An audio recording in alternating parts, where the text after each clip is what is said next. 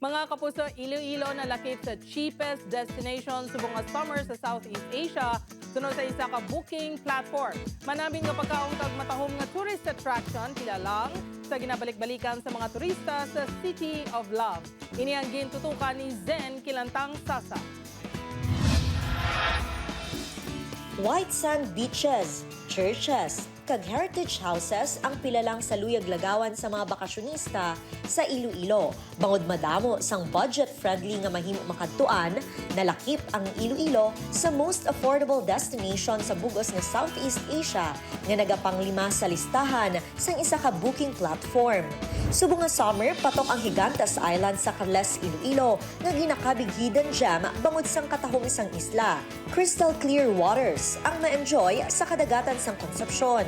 Ginapabugal sa mga Ilonggo ang mga bike lane kag Iloilo River Esplanade sa City of Love. Kung hapon nami kapin pa if may ara bala nga scenery nga sunset, makita mo gidya dara sa tulay nga kanami siya. Ang mag-asawa nga ini nga halin pa sa Nueva Vizcaya na amaze sang katahom sa Molo Mansion kag St. Anne Parish Church.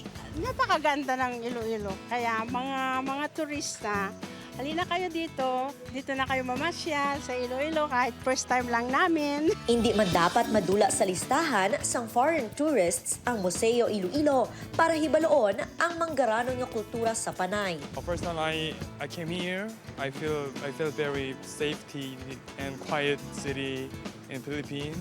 Yeah, so I'm very happy to stay in here. Isa man sa ginabalik-balikan sa mga turista ang pagkaon, kaangay sang batchoy, pansit molo, kag madamo pa.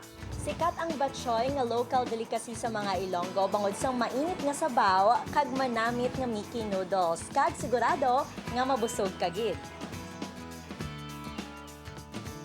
Kag mga kapuso, mas manamit pagid kung may puto nga isaw-saw sa sabaw. The best. Ang sa kanya ang sabor niya gid tagang sa uniqueness ang sa sabaw. Magluwas sa ginapabugal nga destinasyon, kultura kag pagkaon, babatsyagan man sa mga turista ang mainit nga paghigugma kag pag-amuma sa mga Ilonggo. Upod kay Cirilo Randuque, Zen Kilantang Sasa, One Western Visayas.